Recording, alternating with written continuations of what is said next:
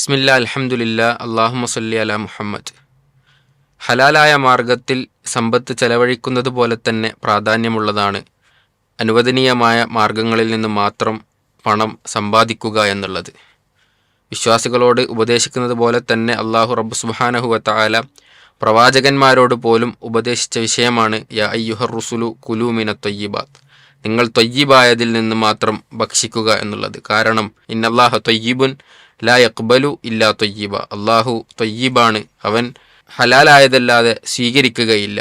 ഭക്ഷണവും വസ്ത്രവും ഹറാമായ ഒരു വ്യക്തിയെക്കുറിച്ച്, ഹറാമിലൂടെ സമ്പാദിച്ച ഒരു വ്യക്തിയെക്കുറിച്ച് പ്രവാചകൻ സല്ലല്ലാഹു അലൈഹി വസല്ലമ പറഞ്ഞത് ഫഅന്നാ യുസ്തജാബു ലഹു, എങ്ങനെ അവൻ്റെ പ്രാർത്ഥന സ്വീകരിക്കാനാണ് എന്നാണ്. അള്ളാഹു റബ്ബ് സുബ്ഹാനഹു വ തആല ഹലാലായ മാർഗങ്ങളിലൂടെ സമ്പാദിക്കാൻ നമുക്കേവർക്കും തൗഫീഖ് നൽകി അനുഗ്രഹിക്കുമാറാവട്ടെ. അസ്സലാമു അലൈക്കും വറഹ്മത്തുള്ളാഹി വബറകാതുഹു.